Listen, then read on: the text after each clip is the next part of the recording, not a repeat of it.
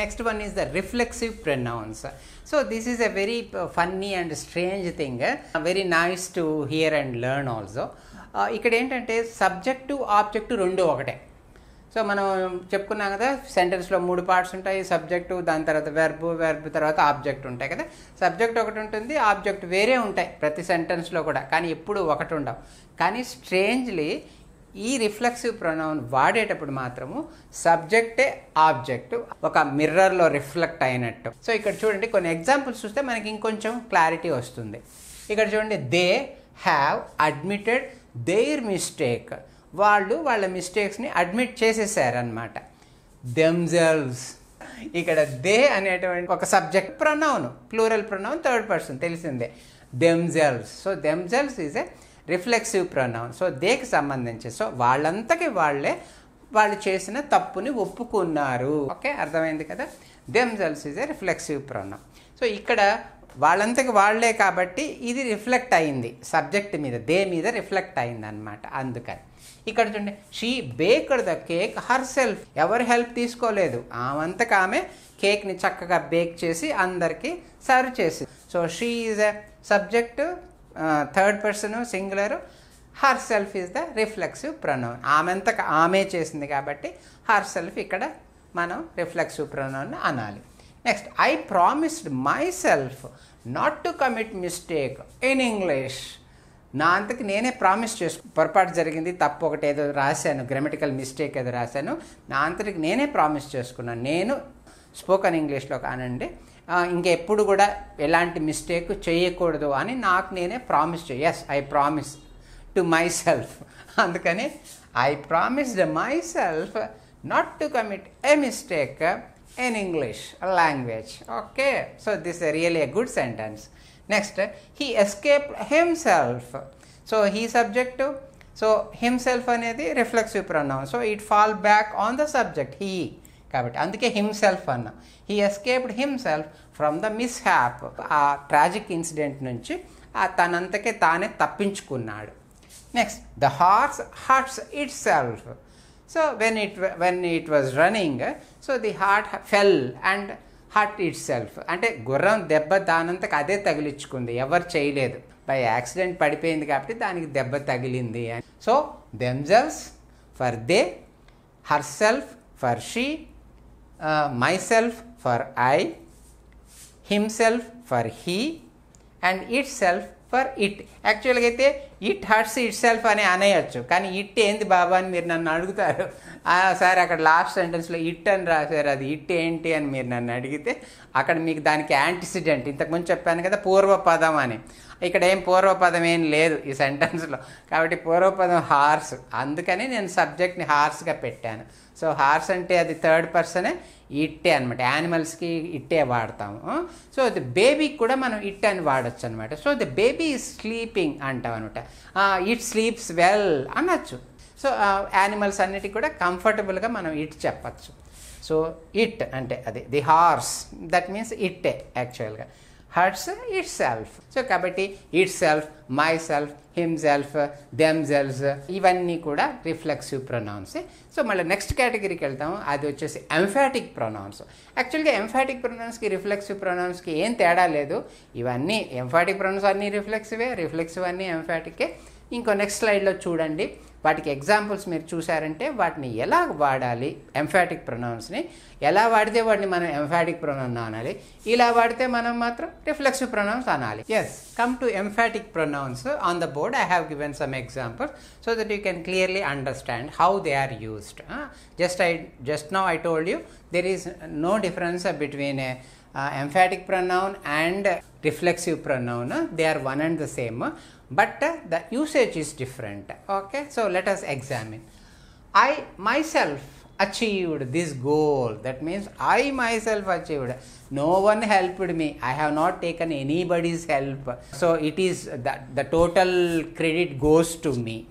He himself gave an explanation. ఏదో mistake జరిగింది, explanation అడిగారు, అప్పుడు అతను ఎవరైతే తప్పు చేశారో అతనంతకే వచ్చి sir sorry, so I have committed the mistake అని he himself explained what has happened and why there was a fault. So he himself అంటే అతనంతకు అతనే అని అర్థం. Next she herself witnessed the incident. ఏదో ఇన్సిడెంట్ జరిగింది, థెఫ్ట్ లాంటిది, కానీ ఆమె కళ్ళారా ప్రత్యక్షంగా చూసింది, ఆమె కళ్ళతో ఆమె చూసింది. Next they themselves admitted their fault. ఇది ఇంతకుముందు సెంటెన్స్లో కూడా చెప్పాను నేను. సో అదే సెంటెన్స్ని ఈ రకంగా కూడా చెప్పచ్చు మనం. దే దెమ్సెల్వ్స్ అడ్మిటెడ్ దేర్, వాళ్ళ తప్పుని వాళ్ళంతకి వాళ్ళే ఒప్పుకున్నారు అని అనొచ్చు. You yourself need to tell me. ఒక ఫాదర్ కొడుకుని అడుగుతున్నాడు, you yourself need to tell me it is right or wrong. నువ్వేం చేసావా, అది తప్ప రైటా అని నువ్వే చెప్పు. Next sentence the horse. So emphatic pronoun టైప్లో చెప్పాను, ఎలా వాడాలో చెప్పాను. The horse itself fell and wounded. గుర్రం దానంతగా అదే పరిగెడుతున్నప్పుడు పొరపాటున పడిపోయింది, దెబ్బ తగిలింది దానికి. ఈ రకంగా యూస్ చేస్తే ఎంఫాటిక్ ప్రొనౌన్ అనాలి. ఇంతకుముందు చెప్పిన స్లైడ్లో మాదిరి యూస్ చేస్తే దాన్ని మనం రిఫ్లెక్సివ్ ప్రొనౌన్ అని అనాలి. రిఫ్లెక్సివ్ ప్రొనౌన్స్ ఎప్పుడు కూడా సెంటెన్స్ లాస్ట్లో వస్తాయి, గమనించండి. కానీ ఎంఫాటిక్ ప్రొనౌన్స్ సబ్జెక్ట్ తర్వాత వెంటనే వస్తాయి. అది మెయిన్ డిఫరెన్స్. అదొక చిన్న క్లూ. లాస్ట్లో వచ్చిందంటే reflexive pronoun, my self, him self, her self, them self. అలా కాకుండా సబ్జెక్ట్ పక్కనే వచ్చిందంటే అది emphatic pronoun, my self, him self, them self, it self, her self.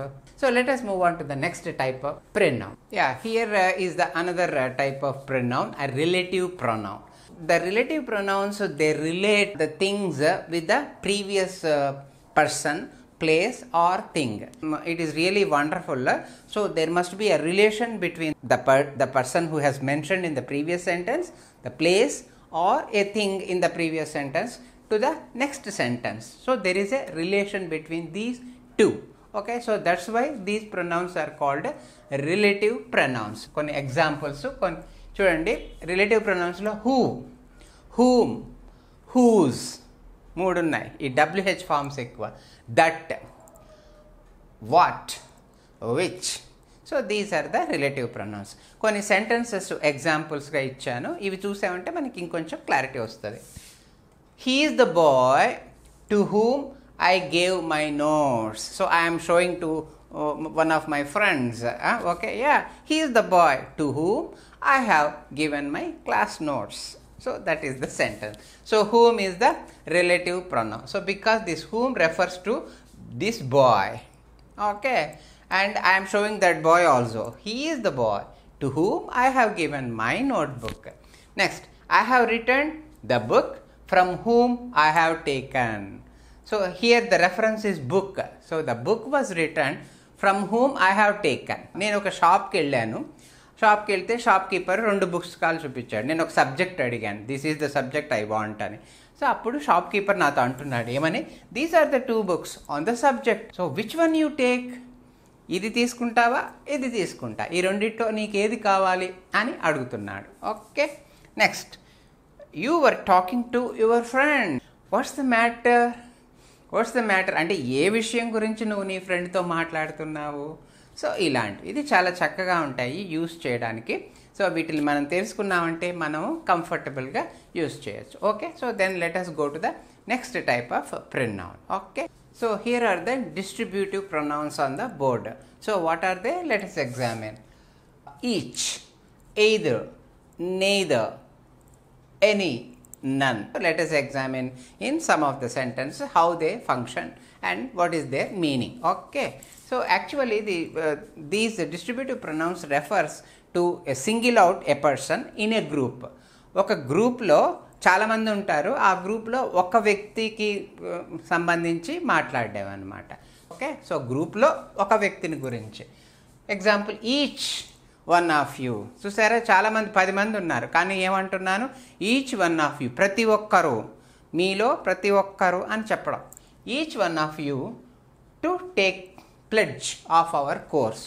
Okay, either pen is okay for. So either pen, 2 pens ఉన్నాయి, mother అడిగింది, so a pen కావాలమ్మా నీకు అంటే either pen is okay for me అన్నాను. అంటే ఈ pen కానీ ఆ పెన్ కానీ. సో ఈదర్ అన్నప్పుడు చూడు, సో సింగులర్ వెర్బ్ వచ్చింది ఈజ్, కాబట్టి ఈదర్ అనేది సింగులర్ అనమాట అది. నెక్స్ట్ సారా లైక్స్ నెయిదర్ హాట్ నార్ కూల్ డ్రింక్స్. సారా అనే అమ్మాయికి హాట్ డ్రింక్స్ ఇష్టం లేదు, కూల్ డ్రింక్స్ కూడా ఇష్టం లేదు. Neither nor, neither. So this or that. Okay, అది కూడా సింగిలే. Next none of those students pass the test. Next, any one of you can answer my question. Teacher adugutundi students ni, any one of you can answer my question if there are 50 students. So ఎవరైనా మీలో ఎవరైనా సరే నా క్వశ్చన్కి answer చెప్తారా, చెప్పగలరా అన్నట్టు అనమాట. It's a challenge. సో కాబట్టి ఇవన్నీ wonderful examples. So these are the distributive pronouns. Next category of pronoun is a reciprocal pronoun. So here the action is reciprocated between two people. Okay, so the action, suppose somebody takes an action, so two people they reciprocate, and one person will help the other person and the other person will help this person. Okay, so like that. So it's a mutual, so mutual help I can simply say. ఇక్కడ చూడండి example, అదే each other is one reciprocal pronoun, another is one another. Okay, so ఇది ఒకరికొకరు help చేసుకున్నప్పుడు ఇది వాడతాము. One another అంటే ఒకరితో ఒకరు అని చెప్పడానికి వన్ అనదర్ అనేది మనం వాడచ్చు. Example, Ram and Shyam helped each other. So ఒకరికి ఒకరు హెల్ప్ చేసుకున్నారు. ఎందుకు? To complete there project on time. వాళ్ళ ప్రాజెక్ట్ని టైంలో కంప్లీట్ చేసుకోవడానికి రామ్ అండ్ శ్యాము ఒకరికొకరు హెల్ప్ చేసుకొని వాళ్ళ ప్రాజెక్ట్ని కరెక్ట్గా టైంలో సక్సెస్ఫుల్గా కంప్లీట్ చేశారు. ఓకే, ఇక్కడ చూడండి, they have been discussing on the subject matter one another for 2 hours. సో ఒకరితో ఒకరు ఆ సబ్జెక్ట్ మ్యాటర్ మీద 2 గంటలుగా చర్చించుకుంటున్నారు. సో కాబట్టి ఆ ప్రాజెక్ట్ కానీ దాన్ని ఎగ్జిక్యూట్ చేయడానికి, సో అందులో అందరూ బెనిఫిట్ అవుతారు, ఒకరు కాదు అందరి కోసం అది. So they have been discussing on the subject one another for 2 hours. There are some indefinite pronouns. So indefinite means they are not definite in nature and they are anonymous. Okay, so ఎవరైనా, so మన తెలుగులో ఉంది కదా, ఎవరైనా, ఎక్కడైనా, ఎప్పుడైనా అన్నట్టుగా ఆ టైప్లో ఉంటాయి ఇవి. సో వీటిని కొన్ని ఎగ్జాంపుల్స్ చూస్తాం. Any, anybody, anyone, anything, both, each, either, everybody, everyone.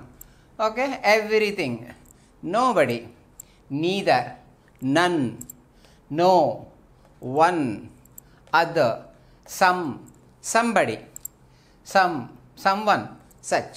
So let us examine some of the sentences so that you can easily understand them.